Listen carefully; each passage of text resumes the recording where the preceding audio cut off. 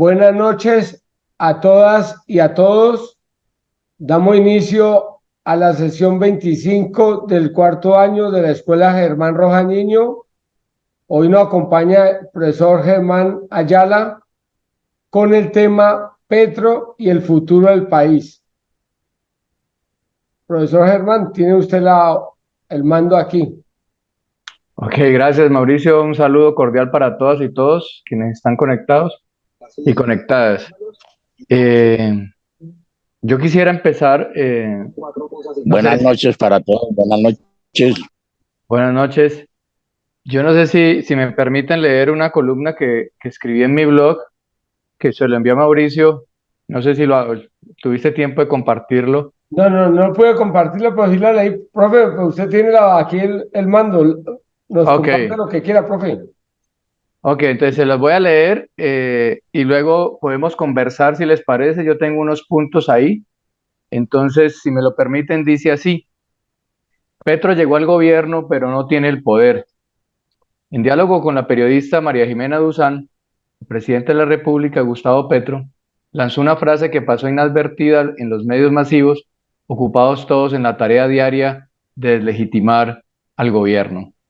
Petro dijo que, abro comillas, él había llegado al gobierno, pero que el poder lo tienen otros, cierro comillas.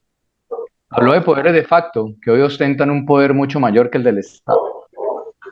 Detrás de esa conclusión a la que llega el presidente Petro está en el vaciamiento del sentido público del Estado, la corrupción público-privada, la actitud mendigante de los gobernantes que le sucedieron a Petro y finalmente la consolidación de poderes económicos de facto representados en las 4 o 5 familias poderosas en el país que convirtieron al Estado en la fuente de donde salen millonarios recursos con los que construyeron sus fortunas.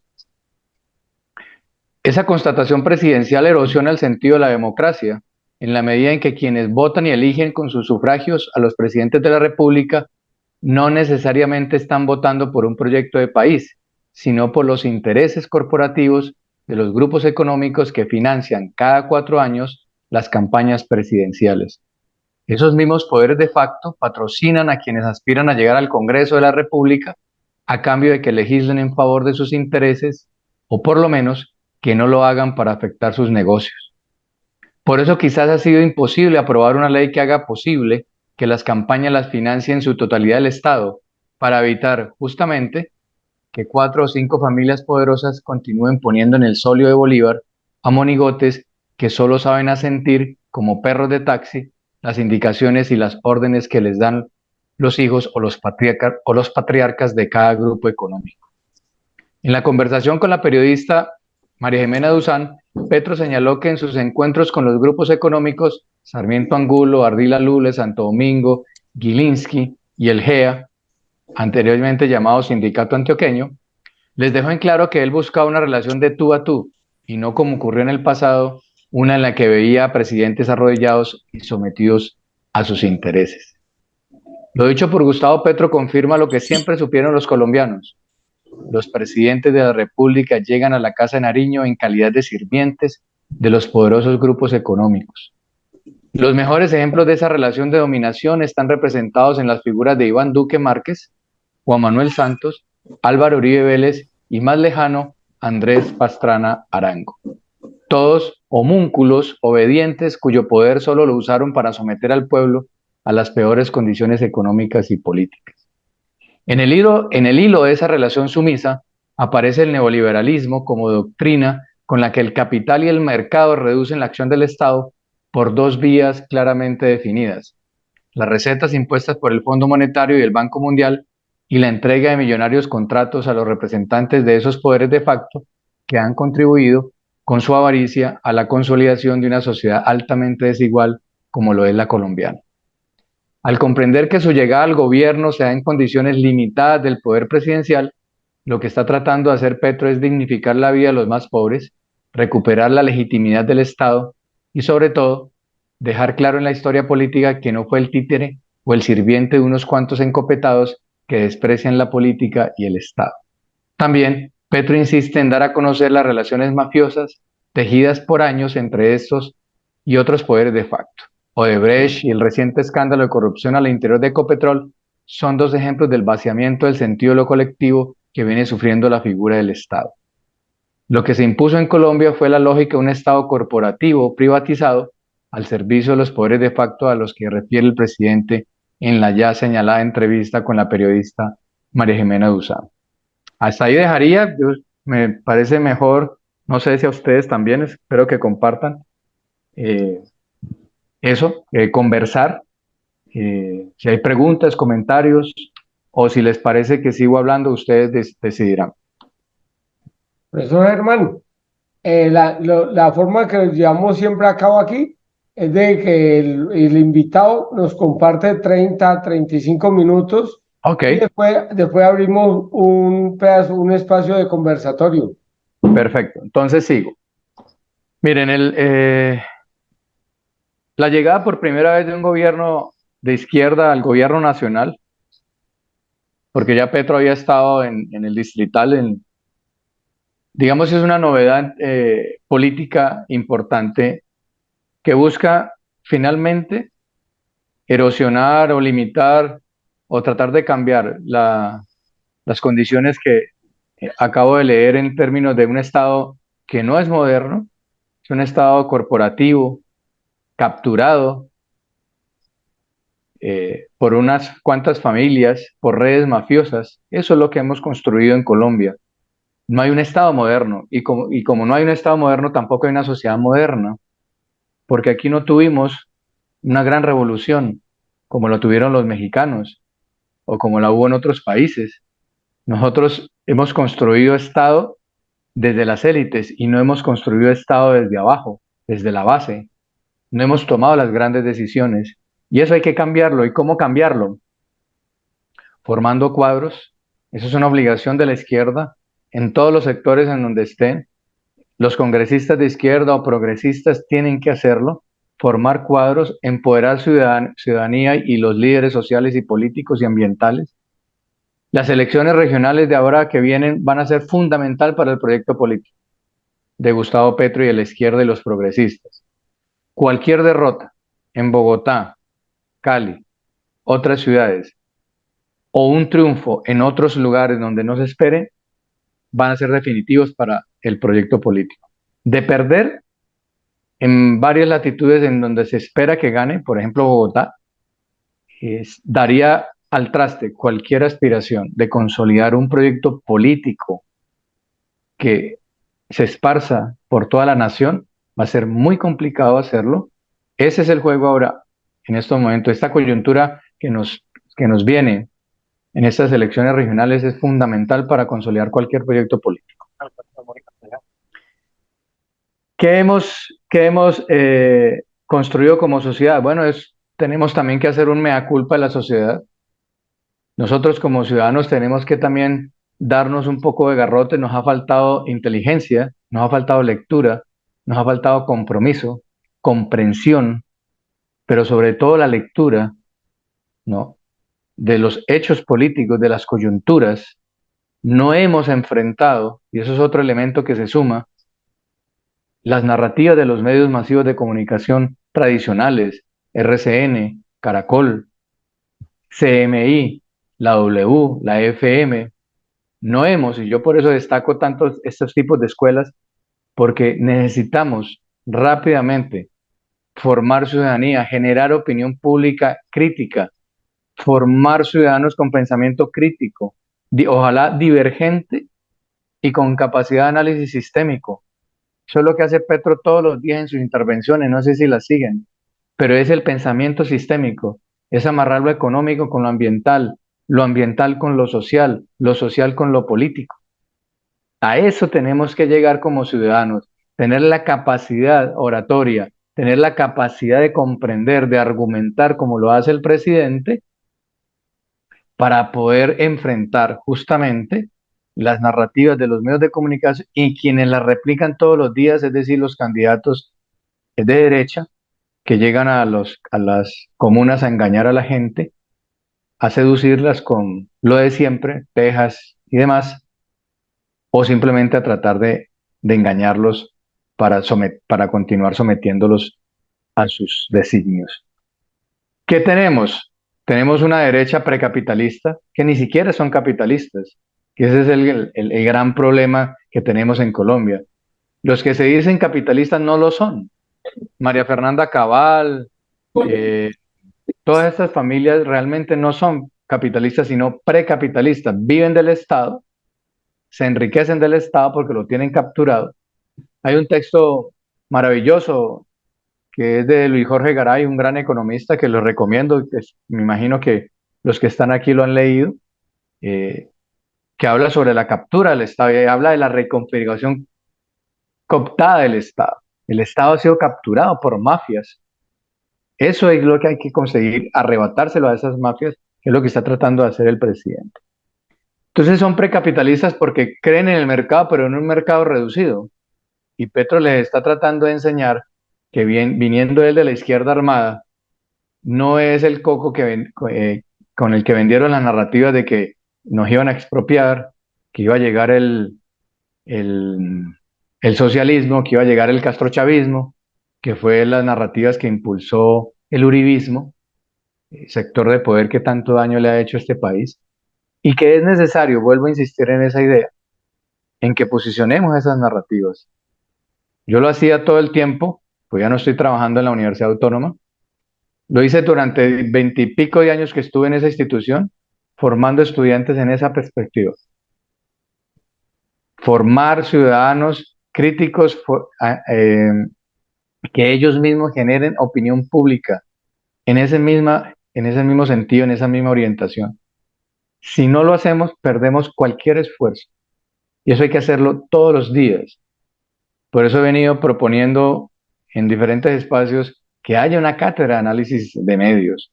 Los medios hoy y siempre nos han dominado, nos han metido narrativas, nos han creado imaginarios. El solo hecho que pasó hoy con la captura del hijo del presidente Petro es una muestra clara de ello, ¿no? Todo el tiempo desde que empezó el presidente el 7 de agosto es deslegitimando, legitimando, y lo hacen a veces y no nos damos cuenta. Entonces yo creo que ese futuro de esa izquierda se va a completar y se va a consolidar cuando haya el surgimiento de una nueva élite. Si no formamos una élite distinta, que salga de la academia, pero también que salga y que siga saliendo los sectores populares, comunitarios, de las pymes, de las mipymes, no se va a consolidar en el tiempo. Por eso insisto en que necesitamos tener una concepción de Estado moderna. Quienes vayan a llegar al Estado tienen que saber cómo funciona el Estado. Tenemos que estudiar, tenemos que capacitarnos en esas lides, ¿no? En esos asuntos de cómo opera el Estado. Tener una concepción moderna de la sociedad. No es posible que aún dentro del progresismo, aún dentro de la gente, digamos, común y corriente, haya oposiciones a la eutanasia, al matrimonio gay, al aborto. No, necesitamos en ese sentido ser más liberales. El liberalismo, el buen liberalismo, no hablo del liberalismo del mercado, hablo de ser liberales en términos de pensamiento. Se conecta con el progresismo. Entonces necesitamos también cambiar el chip, ¿no? En ciertos sectores de poder, en ciertas comunas, en ciertos grupos humanos, que todavía ven con preocupación o lo ven moralmente, una lectura moral, moralizante, de estos asuntos que acabo de nombrar, es decir, eutanasia, matrimonio gay, aborto. No, hace parte, necesitamos cambiar la cultura. Colombia ha sido muy conservadora, muy goda, y así se ha alimentado los otros sectores de poder, manipulando a la gente con que nos vamos a volver todos homosexuales. Les recuerdo la campaña sucia y vil que que hizo el uribismo para el plebiscito de la paz en el 2016. Ustedes lo recordarán, ¿no? Que si ustedes votan sí a ese acuerdo, viene el rayo homosexualizador, que fue la narrativa que Alejandro Ordóñez Maldonado, nefasto funcionario, nefasto político, nefasto ser humano, impuso y puso a rodar eh, para meterle miedo y que fue recogida por muchos pastores cristianos, católicos, en fin, y asustaron a mucha gente, ¿no? Bueno, además de otros asuntos que podemos hacer de la lectura de ese plebiscito, que fue una entelequia de Juan Manuel Santos, ¿no? Nos debió haber metido en ese berenjenal en el que nos metió. No hacía falta, ¿no? Eso fue un doble juego de Juan Manuel Santos, incluso con el propio régimen que lo puso ahí. No era necesario meternos en eso. Pero bueno, pero pasó. Por eso necesitamos ciudadanos modernos. No se construye un Estado moderno sin que haya ciudadanos modernos, sin que haya funcionarios modernos, funcionarios que cumplan con su deber. Por eso tenemos que cambiar el chip. Hay una cultura mendigante del funcionario, hay una cultura mendigante del ciudadano en relación con el que ostenta el poder. Hay que dignificar el trabajo del líder político, el trabajo del líder social, el trabajo del líder educativo. Y vuelvo e insisto, para todas y todos, formarnos políticamente para comprender las coyunturas y analizar las narrativas mediáticas. Yo por muchos años analicé a los medios de comunicación y lo sigo haciendo.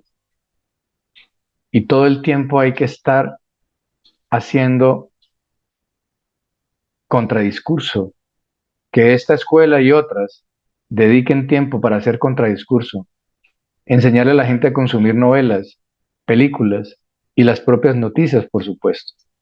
Por eso, hacer pilotos en escuelas con análisis y crítica de medios. Yo fui formado en, con algo que siempre se llamó hace muchos años prensa escuela. A mí me enseñaron de muchacho, de niño, en la escuela en el Cauca, donde me formé, y luego en los colegios de Cali, me formaban leyendo noticias y el profesor analizaba los titulares, quizás por eso terminé estudiando periodismo, analizaba y nos decía, esto es mentira, esto es verdad, esto no es, esto sí, pero no. Y me enseñó a través de la metodología prensa escuela eh, muchas de las cosas que hoy trato de replicar o que repliqué por muchos años en la Autónoma y en la Javeriana, de formar ciudadanos críticamente, con pensamiento crítico, con pensamiento sistémico. Necesitamos conectar todas las realidades. No podemos seguir ahí sí, como el discurso moderno, de compartimentar el pensamiento o las ideas, ¿no? Como si fueran departamentos, como si fueran cajones diferentes. No, necesitamos más el pensamiento sistémico. Si ustedes, vuelvo a la idea, si ustedes escuchan con atención los discursos de Petro y sobre todo el último en la instalación del nuevo periodo legislativo en el Congreso, ese es un discurso perfectamente que entra dentro del enfoque sistémico. Conecta medio ambiente, política, cultura, lo social, todo, todo lo conecta, ¿no? Porque le cabe el mundo en la cabeza y necesitamos formar ciudadanos en ese sentido, ¿no? Todos formarnos en eso, el hacer el esfuerzo de comprender de economía, de comprender de la política, entender lo social, entender lo cultural, entender un poco la psicología colectiva e individual también, por supuesto, ¿no? El medio ambiente, la biodiversidad, los ecosistemas, la ecología, incluso la ecología política.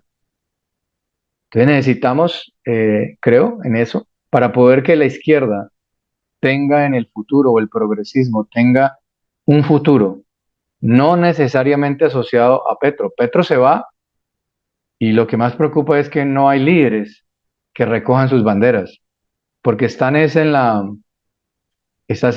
la minucia de la política electoral por estos días, pero no hay líderes lo suficientemente sólidos y tampoco tenemos medios, no estamos haciendo el trabajo en las emisoras comunitarias, con los indígenas, con los afros, con los campesinos.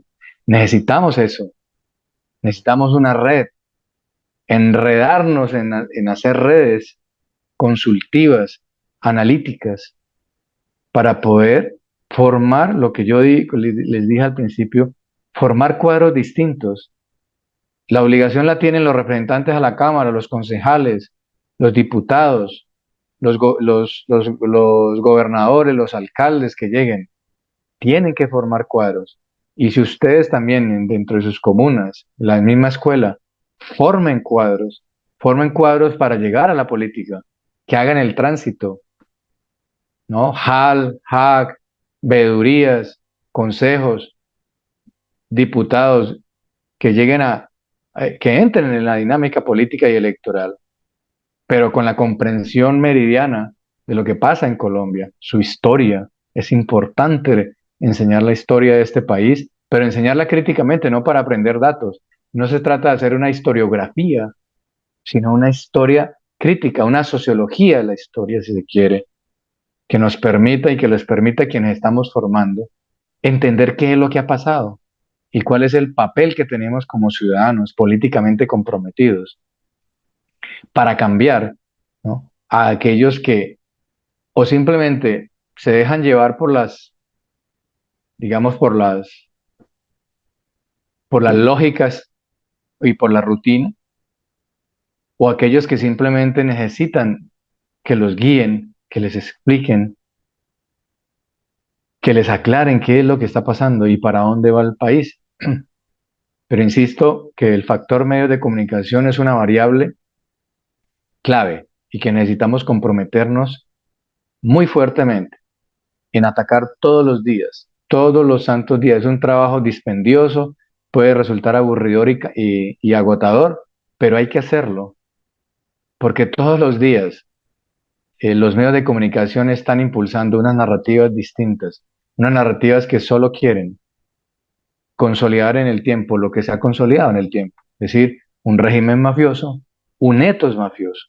Ese etos mafioso no podemos nosotros usarlo como práctica social y política. No, tenemos que ser distintos. La izquierda y el progreso tienen que ser distintos.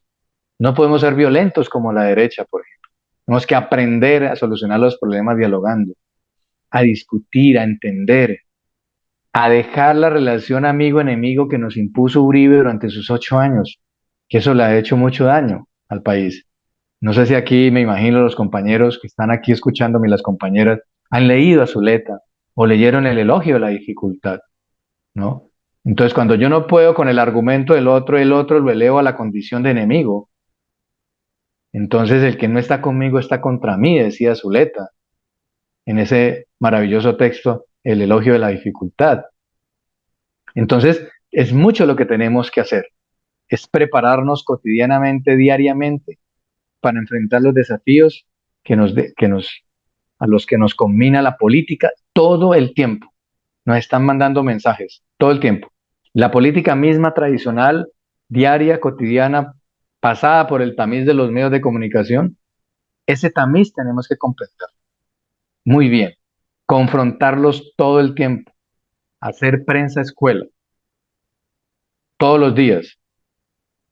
Y obviamente no plegarnos al etos mafioso, comprender qué es eso del etos mafioso del que hablo, que fue lo que se naturalizó en Colombia, especialmente entre el 2002 y el 2010, con uno de los gobiernos más nefastos en términos ambientales.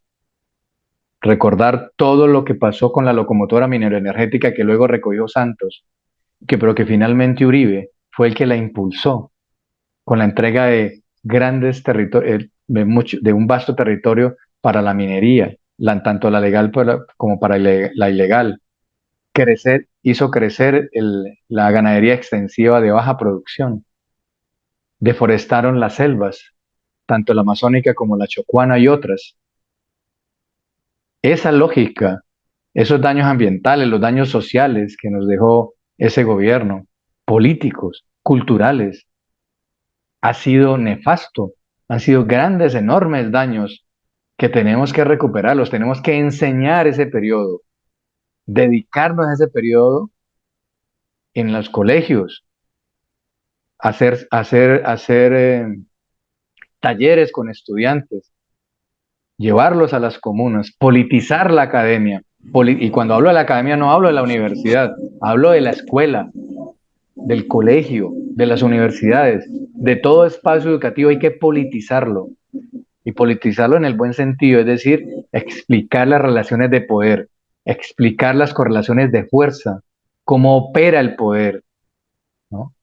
Y el poder no solo de quienes lo ejecutan, sino el poder en todas las instancias de la sociedad, como decía Foucault. El poder no está en las instituciones, el poder está en las relaciones humanas.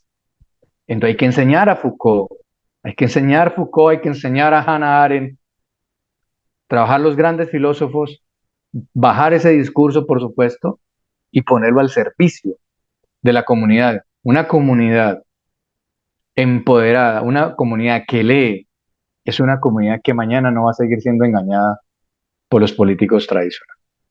Yo dejaría ahí, espero comentarios, opiniones. ¿Alguna Muchas o gracias. algún? Gracias, profesor. ¿Alguno quiere hacer alguna pregunta? Orlando Fonseca, tiene la palabra.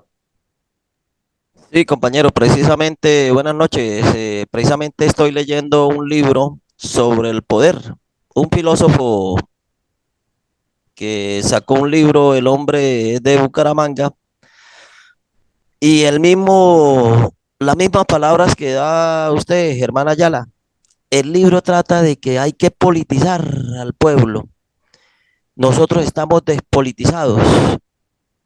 Nuestros dirigentes, dijo alguien, quieren solucionar su problema.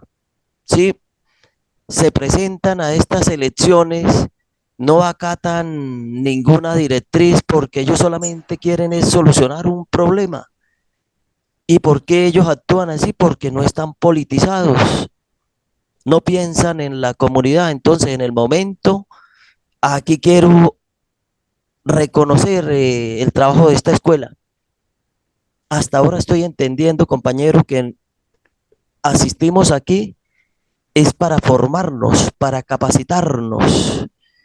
En el momento que nosotros entendamos esto, que venimos a aprender, que esta escuela hay que mantenerla con personas como Germán, que hoy nos está abriendo los ojos, porque muchos llevamos en esto años, pero a veces falta como este aterrizaje que necesitamos, hay que repetirlo, porque podemos llegar a viejos, compañeros. Hay gente que llegamos a viejos y nunca nos formamos, nunca nos preparamos. Hay que reconocer que tenemos que aprender a poner el conocimiento, pero es para servirle a la comunidad. Gracias, Germán, por las palabras. No, Orlando, a vos. Y un elemento más, un poco para complementar lo que acabas de decir. Leer y escribir es fundamental. Hoy, se lo digo por mi experiencia en tantos años en la universidad, hoy los muchachos no saben leer y escribir. Eso hay que apuntarle. Gente que sea capaz desde escribir un derecho de petición, instaurar una acción de tutela, comprender una noticia. Yo hacía ejercicio con los estudiantes universitarios de la Universidad Autónoma entre allá los estratos que entran a la universidad es 1, 2 y 3. Son muy poquitos 4 y 5, 1, 2 y 3. Y la pobreza cultural de no reconocer una idea principal de una idea secundaria en un párrafo. De esa dimensión estoy hablando, ¿no? Entonces, ahí hay que trabajar, leer y escribir, ¿no? Si no aprendemos eso, no vamos a poder ni politizarnos ni hacer el resto. Necesitamos que la gente lea, lea y escriba, leer y escribir. No es llenarse de libros. No, yo eso lo comprendí hace muchos años. No es llenarme de libros, no, es leer, comprender y elaborar. Y por eso les digo, formen ciudadanos y busquen todos los espacios de expresión a través del arte, a través de la escritura, a través del audiovisual, de los documentales, de lo que ustedes quieran, que sean cronistas, que hagan reportajes, lo que ustedes quieran, pero que elaboren un discurso, que comprendan las discursividades, que comprendan las realidades, que confronten sus propias realidades y las otras que se construyen a su alrededor, que sean capaces de confrontarlas discursivamente a través de expresiones distintas, porque el periodismo es una forma, el arte es otra, lo documental es otro, lo que ustedes quieren, ¿no? pero hay que hacerlo bajo una racionalidad científica y política. Necesitamos eso. Eh, Profesor Germán, desde Estados Unidos, Evelyn tiene una pregunta. Dale.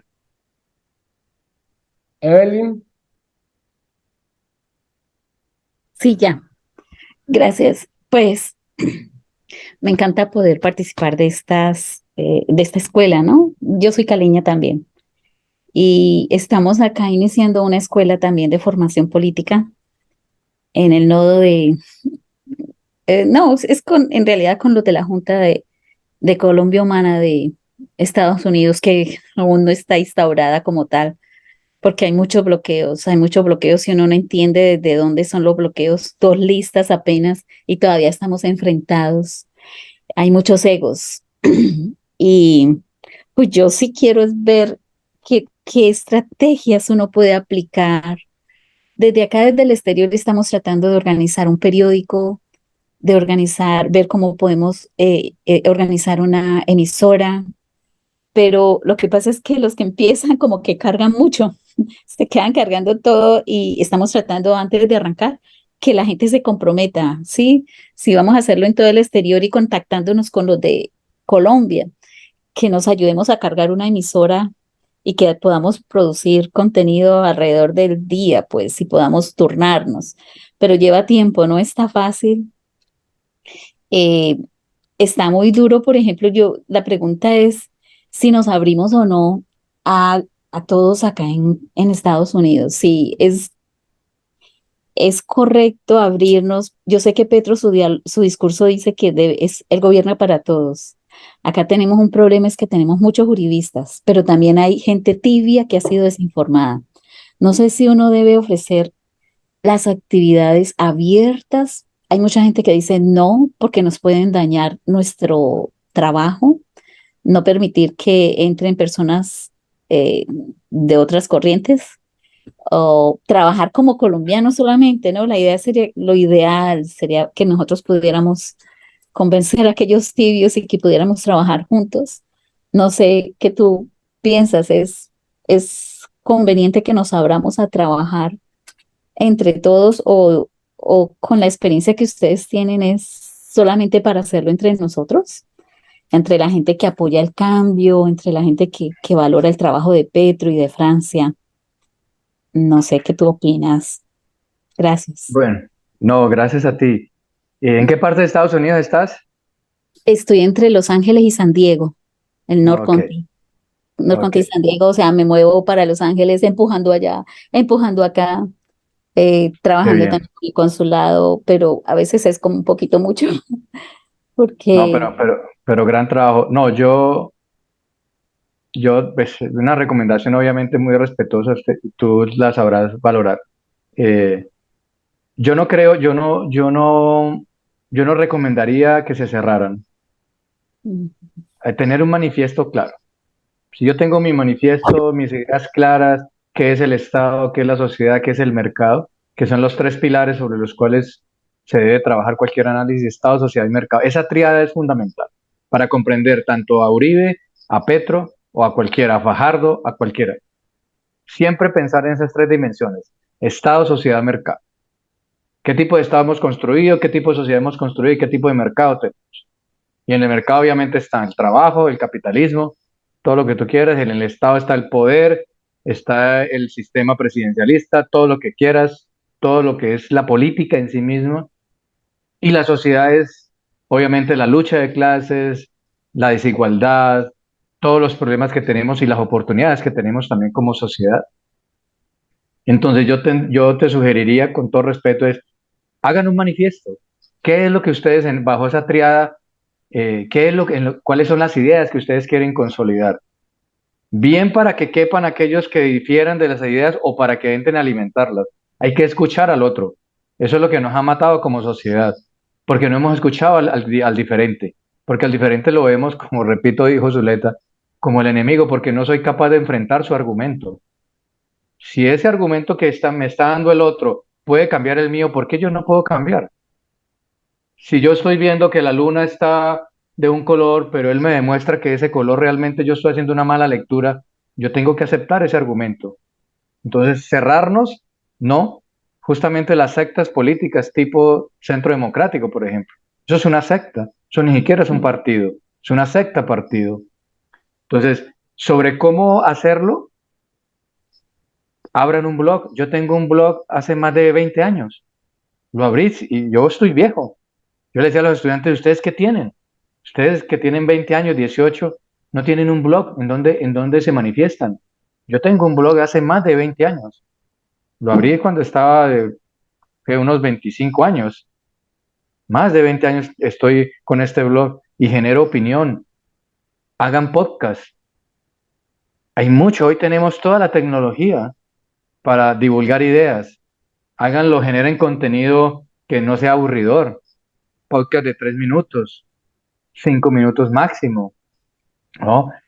Hagamos redes. Ahí tienen mi blog que se los ofrezco para que compartan las ideas, que la gente escriba, ¿no? Que se acostumbren a manifestar lo que piensan.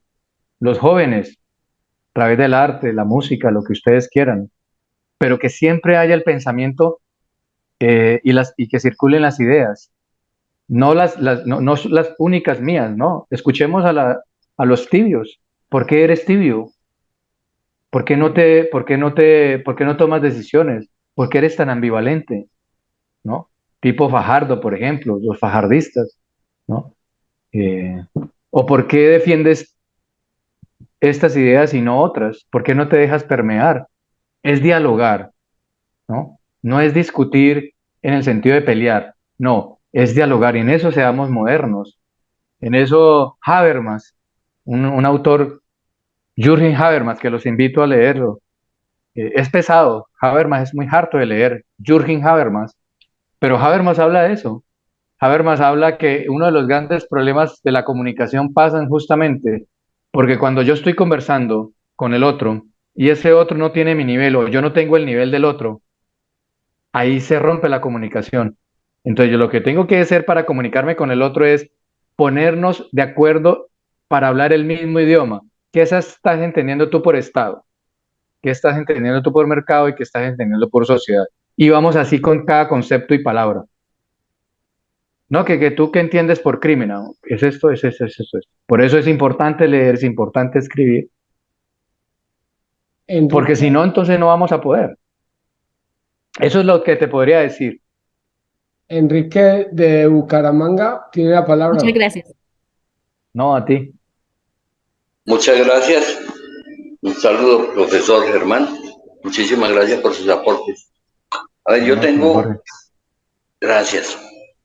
Tengo los siguientes comentarios. A ver, aquí al interior de nuestro Partido Colombia Humana, pues se han presentado lo que la compañera ahorita mencionaba, el tema de los egos, Dios mío, que ese es un problema muy jodido de falta de preparación política.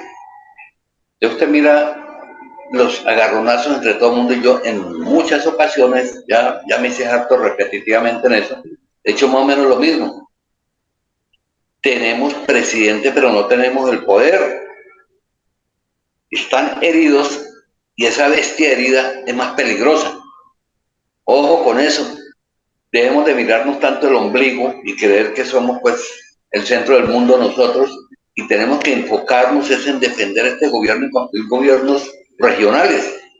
No, están en su ego cada uno.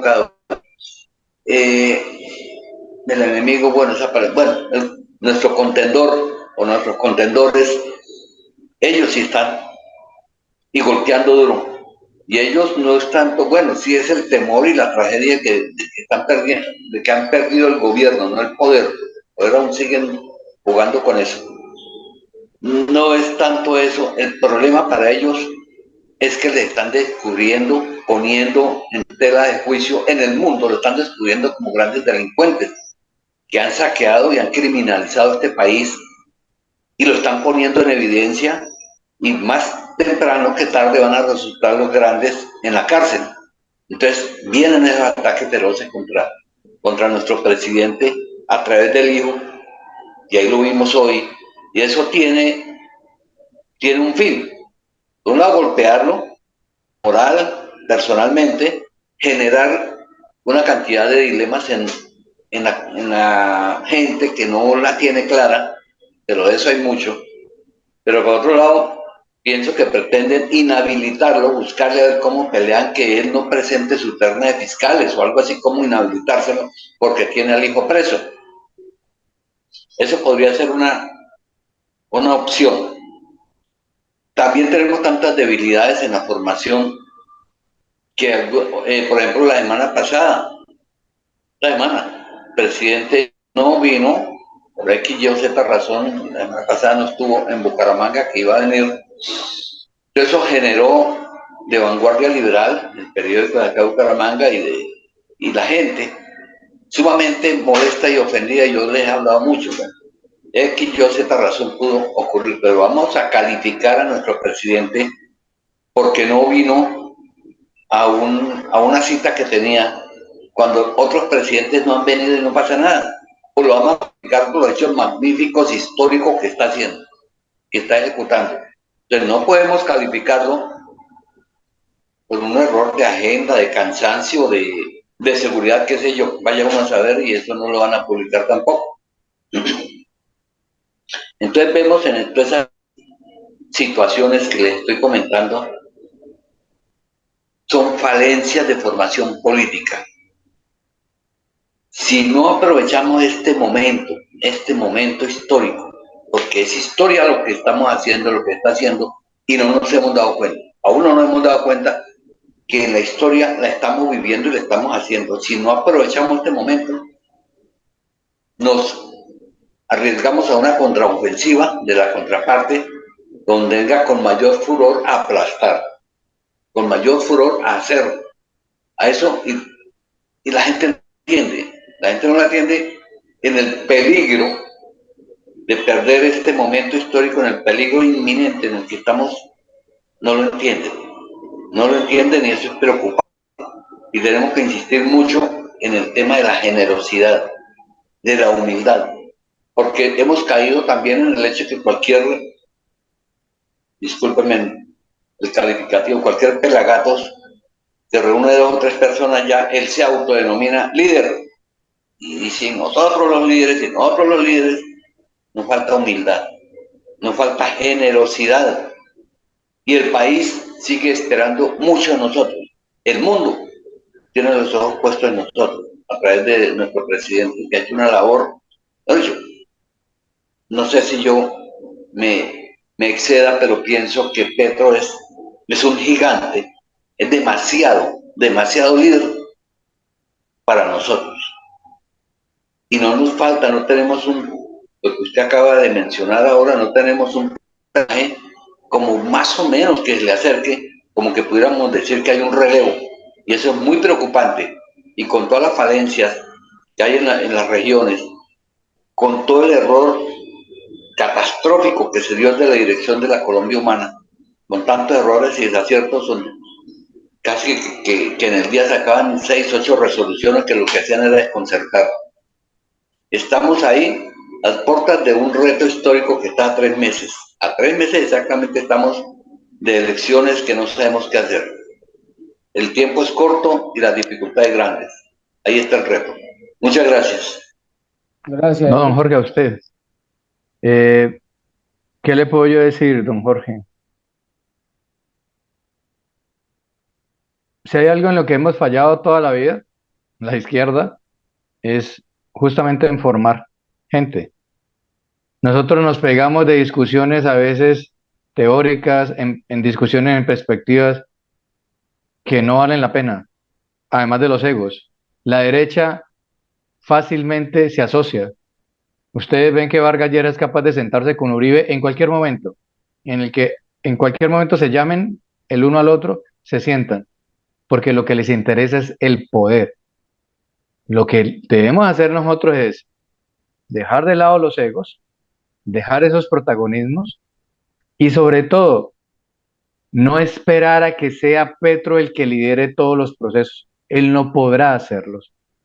Alguien allá en su región, como acá en el Valle está pasando igual y en Cali está pasando igual, es alguien tiene que tomar la vocería y llamar sobre todo a lo que le dije a la compañera ahorita, tener claro un manifiesto, que todo el mundo lo tenga guardado, es como imprimir una hojita del manifiesto de lo que es el progresismo y qué es ser la izquierda y qué es lo que nos debemos centrar. Lo demás son asuntos que van llegando por diferentes razones.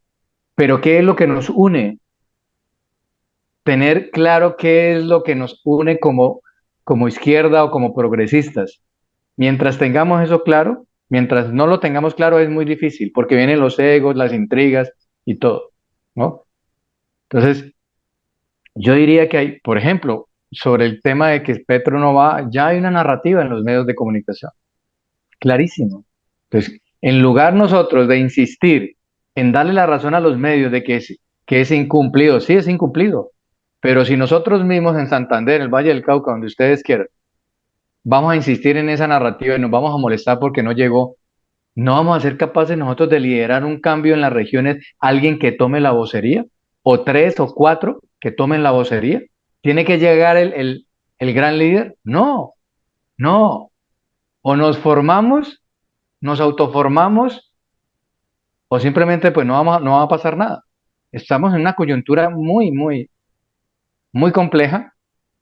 Hay una oportunidad histórica. Jamás el país había vivido esto. Y si perdemos esta oportunidad histórica ya, la derecha se viene en el 2026 con toda. Y digo con toda, toda es de forma violenta y no violenta, porque eso es lo que va a pasar, ¿no? Van a tratar de eliminar, por las buenas o por las malas, todos los efectos que este gobierno va dejando. Y eso tengámoslos claro y preparémonos para eso, ¿no?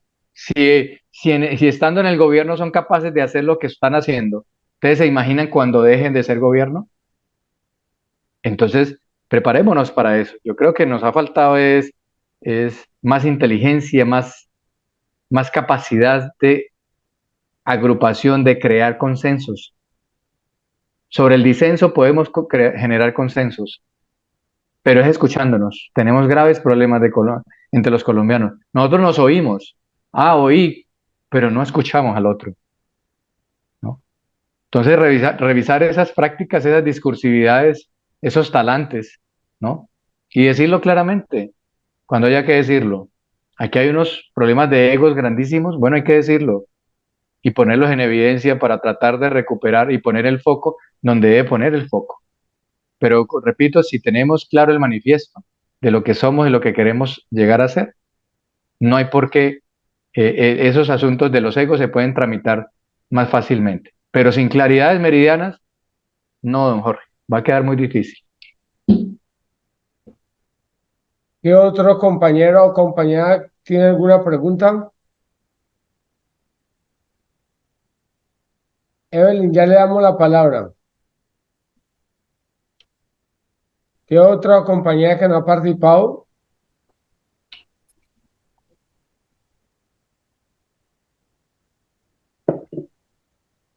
Enrique del Eje, Javier Fallá, Henry en el Cauca,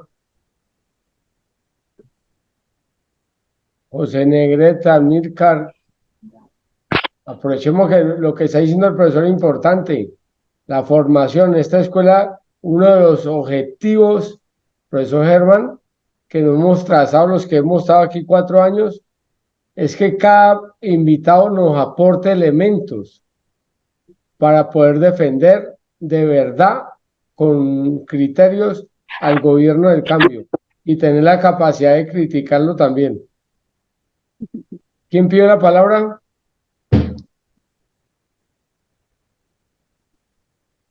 Evelyn, Evelyn.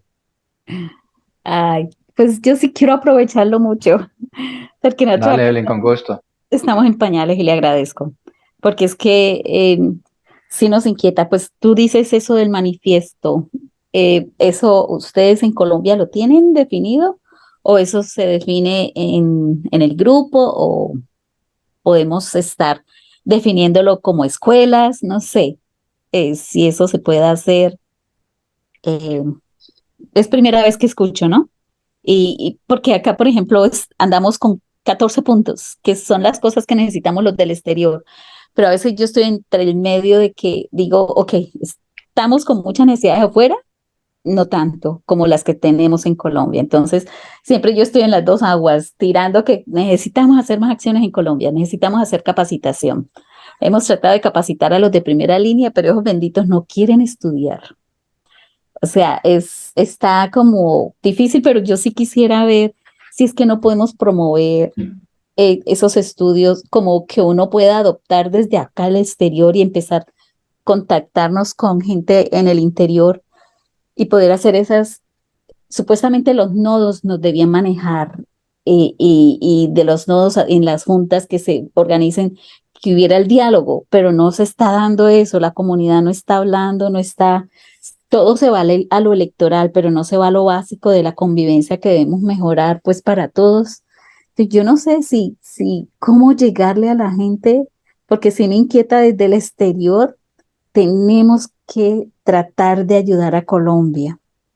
¿Cómo cree usted que podría ser una forma de que nosotros ayudáramos a Colombia sin ser invasivos, ¿no?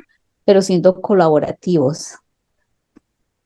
Ujú. Bueno, Evelyn, yo no tengo soluciones mágicas, Evelyn, porque es muy complejo, no, me imagino todo el trabajo. Eh, las redes sociales, me parece, ustedes tienen redes sociales, ¿cómo se llaman? Para movilizarlos. Yo la única red social que tengo es Twitter, es ahí es donde me muevo y ahí hay varios tuiteros que incluso en que en Francia se han reunido con Petro, lo han recibido, creo que es Jenner Úsuga, Jenner, bueno, ahí se me olvidan en estos momentos los nombres, pero hay varios que sigo, que cuando estuvo Petro ahorita en el exterior, pues van a la comitiva, se reúnen con Petro, en fin. Entonces, se necesitan muchas redes sociales. ¿Ya? Se necesita movilizar discursos, movilizar narrativas. Si ustedes tienen un programa de capacitación, diséñenlo, ofrézcanlo a jóvenes, perfílenlos muy bien. Y cuando hablo de perfilarlo, lo oigo en el buen sentido, no es de la derecha.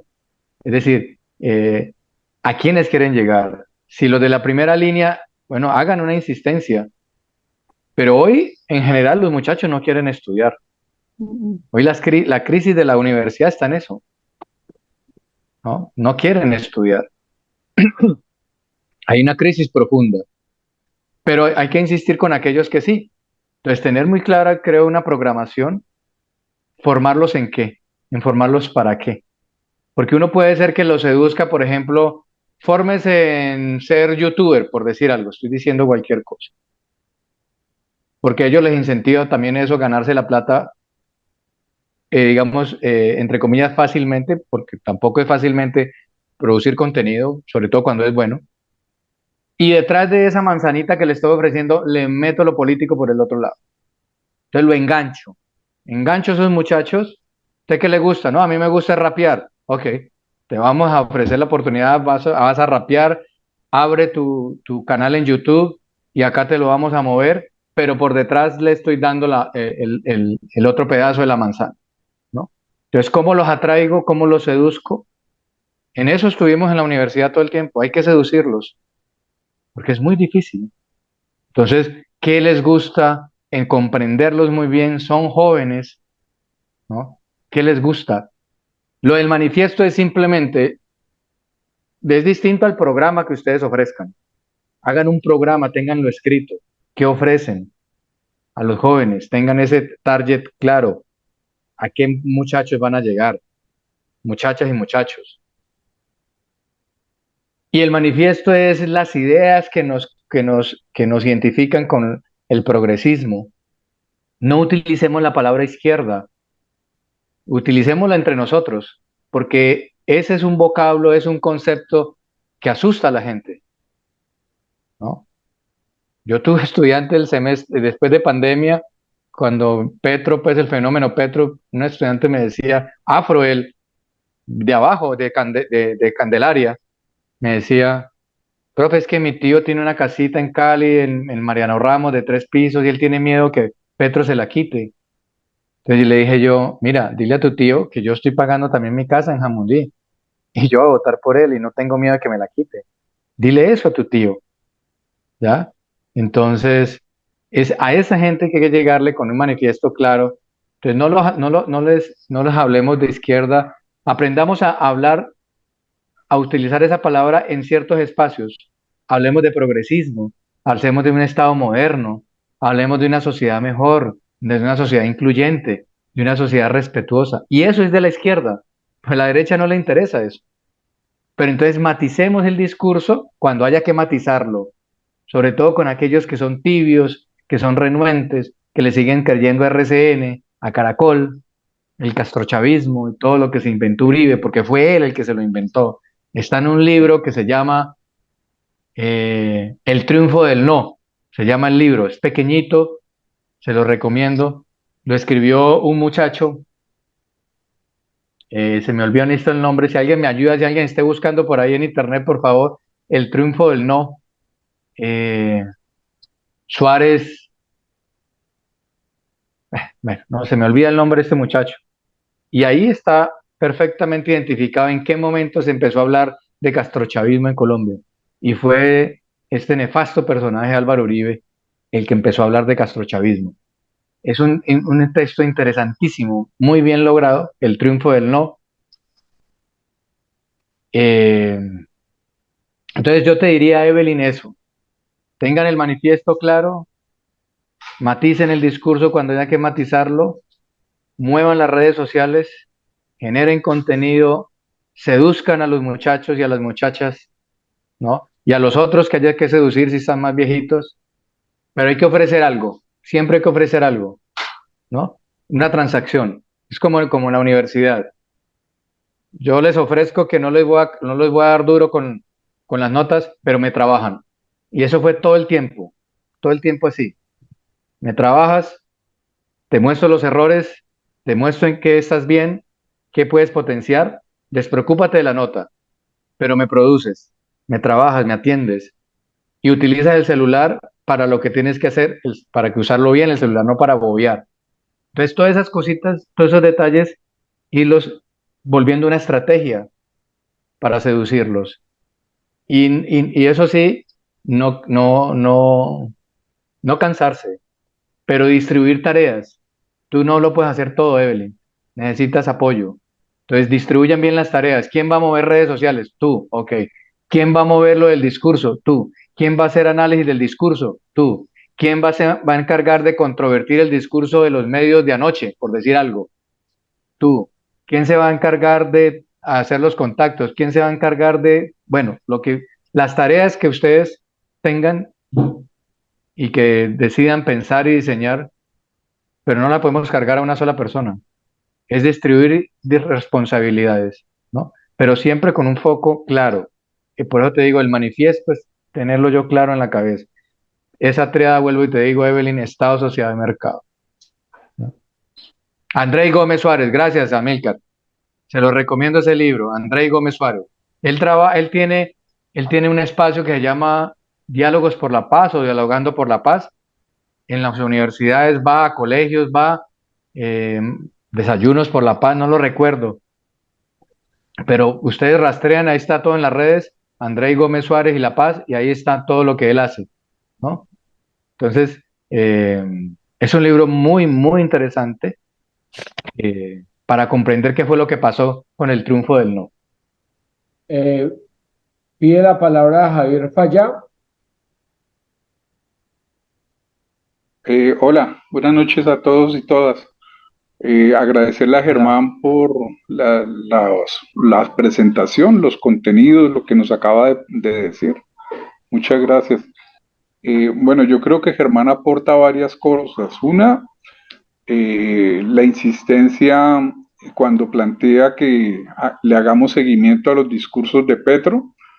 Yo también comparto la idea de que Petro pues viene haciendo un ejercicio muy importante de transformar las relaciones de poder. Entonces, hay un elemento allí no solamente del discurso, sino también sus prácticas, sus propuestas, sus proyectos como gobierno, en donde se centra El otro día lo dijimos, eso yo creo que es representativo en el Plan Nacional de Desarrollo. El Plan Nacional de Desarrollo, ahí hay una propuesta muy fuerte de transformar en este momento el país, y que eso implica transformar relaciones de poder, cambiando la relación entre cierto clientelismo, corrupción, forma de hacer política, al trabajo, sobre todo en los contextos rurales, resolver los temas del medio ambiente, el tema de la minería, el tema de lo rural como tal, hacer cumplir los acuerdos de La Habana en el punto de la ruralidad. Entonces yo creo que ahí hay unos elementos muy fuertes que nos demuestran cada vez la propuesta de Petro como gobierno. Pero entonces la pregunta es, ¿nosotros qué estamos haciendo frente a eso? O sea, ¿nosotros cómo construimos? Y con seguridad todos los que estamos aquí estamos haciendo construcciones en diferentes lugares, en diferentes comunidades, porque lo que tenemos que pensar es que en este país la política se mueve como una política, como profesión, no solamente, digamos, desde el Centro Democrático, el Partido Liberal, sino inclusive en el mismo Polo, en el mismo Colombia Humana. Ahí hay mucha gente que tiene una visión de la política como profesión y que espera es estar en cargos, y no hay una construcción política realmente de un ejercicio fuerte de abajo hacia arriba. O sea, digamos, está bien de todas maneras el tener concejales, tener diputados, representantes en la Cámara, en el Senado, pero uno no ve ahí una estructura en términos de organización a nivel nacional o a nivel de las regiones. Esas disputas, por ejemplo, aquí en Cali o en el Valle sobre quiénes son los candidatos, demuestra la incapacidad que se tiene en las regiones de esa construcción. Entonces lo que hay que mirar es, de todo eso que se plantea en el Plan Nacional de Desarrollo, de todo eso que plantea Petro como una propuesta de cambio en las relaciones de poder, ¿cómo podemos nosotros participar allí, afectar desde lo que hacemos de abajo hacia arriba?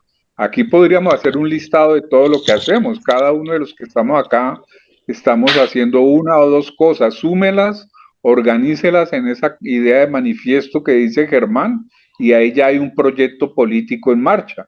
Un proyecto político que sigue obviamente, digamos, la línea política del gobierno actual. Entonces, yo creo que nosotros le damos mucha importancia porque los medios lo hacen, ¿no? Los medios están metidos todo el tiempo a la gente, la cabeza, a las redes, pero nosotros también le damos mucha importancia. O sea, nosotros como que pareciera ser que estamos más preocupados de criticar y atacar lo que hace el Centro Democrático o el uribismo, que proponer cosas de lo que hacemos. Y descuidamos lo que hacemos por estar pensando en darle madera al otro.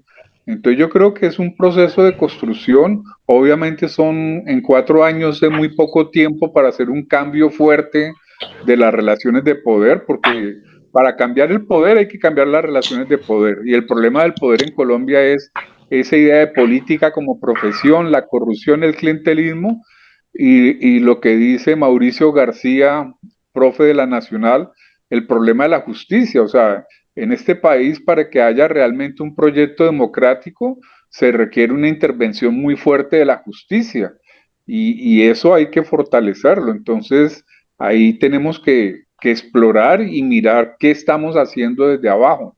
Gracias, Germán. No, Javier, a vos. Varias cosas, Javier, gracias. Eh, yo estoy de acuerdo contigo, no podemos quedarnos solo en estar enfrentando, digamos, a nuestros detractores. Hay que construir agenda. ¿Cuál es la agenda local? ¿Cuál es la agenda regional? Y sobre la base de un plan nacional de desarrollo. Ahí está claro, Petro quiere, con su plan de desarrollo, que yo le haría una corrección al plan de desarrollo, no es ordenar el territorio a partir del agua, es reordenarlo, porque eso es lo que tenemos que hacer. Lo que hicieron los azucareros en el Valle del Cauca fue reordenar el territorio, porque ya estaba ordenado por los indígenas y los campesinos y los negros, y lo reordenaron a sus justos intereses. Pues lo que tenemos que es reordenar el territorio. Entonces, ¿cuál es la agenda? Hoy el tema es el tema ambiental. Hay que recogerlo en lo local y en lo regional.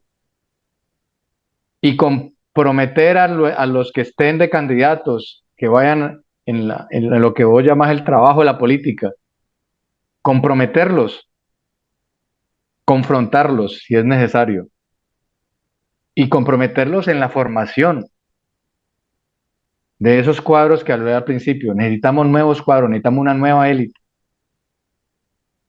Pero es que a veces no nos damos cuenta. Lo que Petro está haciendo de contratar con juntas de acción comunal las carreteras y con los militares en ciertas zonas del país, creo que en el Tolima, y no sé en qué otras zonas se está dando, de contratar directamente albañiles, es eso. Él está apuntándole allá. A la gente hay que decirle, usted puede ser mañana élite. Usted mañana empodérese generando opinión pública. Entonces tenemos que hacer un doble trabajo. Construir la agenda, pero también estar confrontando los discursos de los medios de comunicación. Todos tenemos que repartirnos la tarea.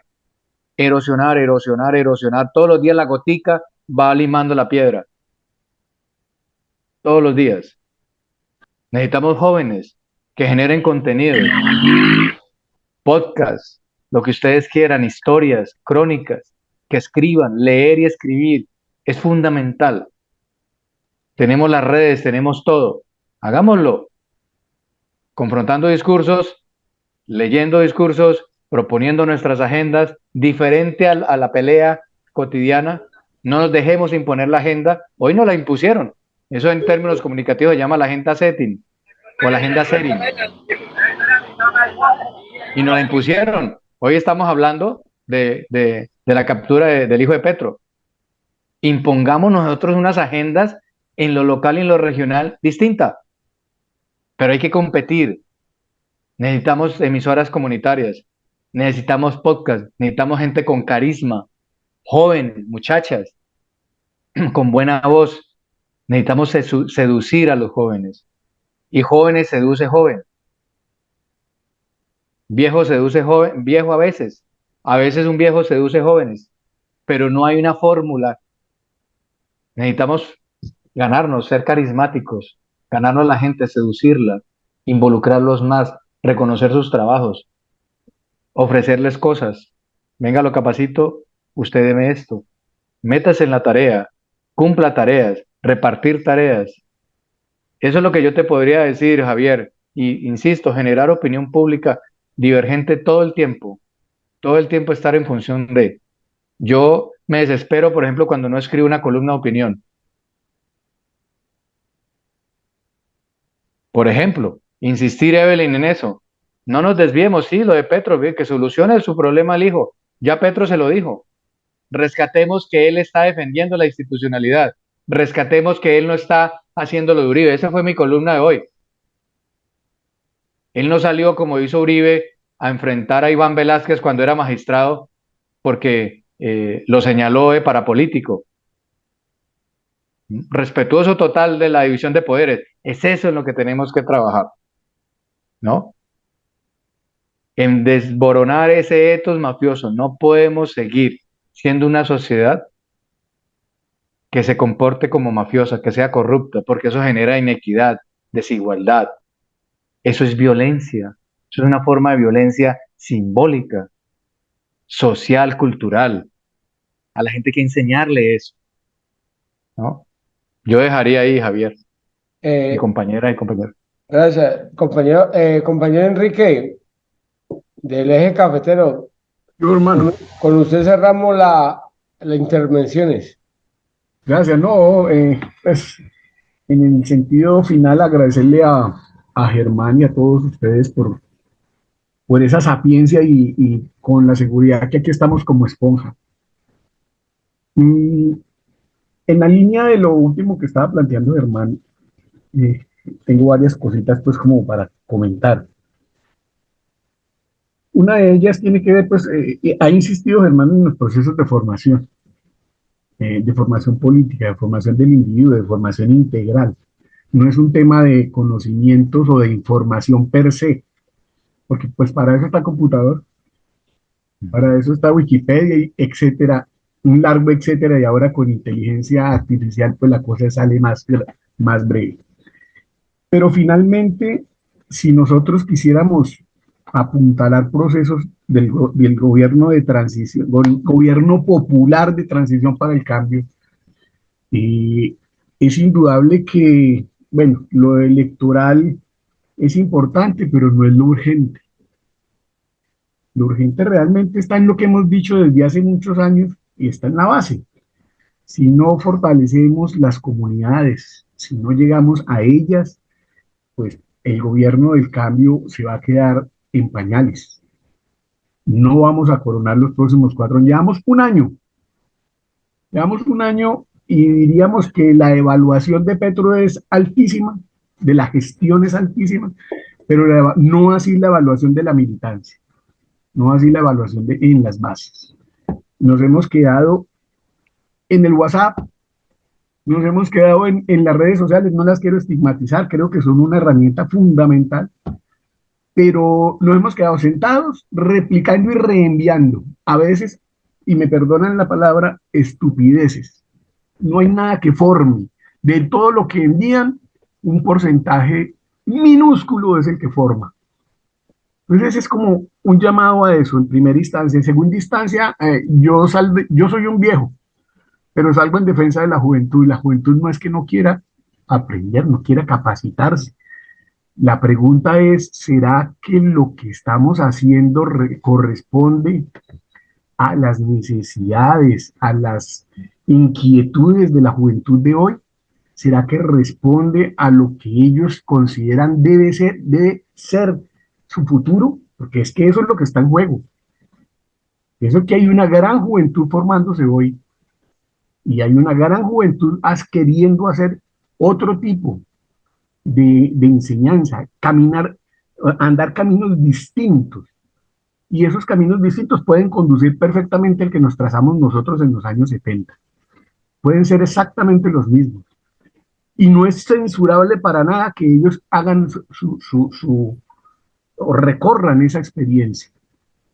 Entonces, lo que considero es que a veces nos equivocamos nosotros porque los esquemáticos somos nosotros. Creemos que como nosotros lo pensamos, es que así tiene que ser. Y ahí estamos fallando enormemente con nuestra juventud. De otra parte está el tema de los elementos coyunturales. Aquí siempre hemos considerado que las elecciones, lo electoral, es como una silla, esa silla de la que habla en alguna de sus canciones Silvio Rodríguez, que lo invitan a uno a sentarse a descansar, y ese descanso justamente es el que entretiene, el que nos inmoviliza o nos desmoviliza, como quiera lo llamar. Pero lo fundamental está en que entendamos que ese elemento está dado en un sistema. El sistema electoral en Colombia está elaborado para cada 2 años, para mantenernos entretenidos en un canibalismo interno como el que estamos viviendo hoy y lo viviremos hasta las 11:59, en donde se están destrozando en la registraduría los compañeros, esperando avales y esperando cosas y esperando a ver quién pone el delfín o quién pone el líder recomendado y ahí en el mismo pacto histórico y la Colombia humana se han encargado de, en la mayoría de las regiones, por lo que tengo conocimiento, de echar al traste una posibilidad de apuntalar lo que se está diciendo en el gobierno nacional. Ojalá no sea así, ojalá yo esté bien equivocado, pero lo que se plantea en las diferentes regiones no es nada halagüeño. No es nada halagüeño. Se están imponiendo el bolígrafo, se está imponiendo la razón de ser, y la razón de ser es una sola. Por ejemplo, para acá, para el eje cafetero, nosotros no tenemos un doliente en el Congreso, en el Senado. Esos directores de partido no miran a esta región. Están mirando a sus regiones, de donde son sus regiones de orígenes históricos, y allí están haciéndole la fuerza a esos avales. Pero acá, por ejemplo, eso está descuidado. Aquí no hay posibilidad seria de ganarle a la derecha en ese sentido. O no a la derecha, a la oligarquía. Porque en últimas, aquí ya no es cuestión de direcciones, izquierda, derecha, 1, 2, 3, no. Acá la cosa es más complicada. Entonces, tenemos que plantearnos los nuevos retos frente a lo que se viene, porque pues se viene una escalada, y esa escalada de la derecha, ellos sí se están organizando. Miremos las últimas marchas de ellos, cada vez más fuertes. Ellos, las primeras marchas nos reíamos, pero porque ellos no sabían hacer marchas, nunca habían marchado. Entonces ahora ellos ya comenzaron a aprender cómo se hace esa vuelta. Y en la última, para el eje cafetero, especialmente para Pereira, el 19 fue masiva la marcha de las reservas y de la ultraderecha en Pereira, mientras que el 20, que salimos los sectores democráticos, eso fue el fracaso más grande, comparadas con otras marchas. Entonces, ahí nos están midiendo. Hay que ser visibles, hay que salir, pero tenemos que salir a los barrios y a las veredas, a hacer el trabajo que tenemos que hacer, porque nada nos sacamos teniendo un edil, un concejal o un alcalde, si en las comunidades y en las bases eso está desorganizado. Lo dejaría ahí, muchas gracias. Enrique, no, gracias a vos. Hay un experto en educación de Subiría Samper, creo que es los dos apellidos, no recuerdo el nombre, si alguien me ayuda a buscarlo. Él habla de una educación contextualizada. El gran fallo de nuestra educación es que pretende ser un modelo universal para todo Colombia cuando Colombia es un país de regiones totalmente distintas, ¿no?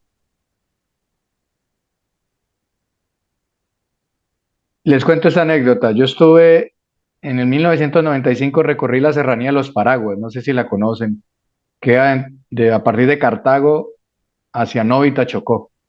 Se llama así Serranía de los Paraguas. Selva. Iba con el Ministerio del Medio Ambiente. Iba con biólogos, ingenieros forestales, botánicos, en fin. Y llegamos a una escuela. Ese Julián de Subiría, gracias, Enrique. Y le preguntamos a los muchachos, jóvenes de 10, 12, 15 años, que si ellos sabían qué era la palabra biodiversidad. Y nunca se la habían enseñado. Y estaban en medio de una selva.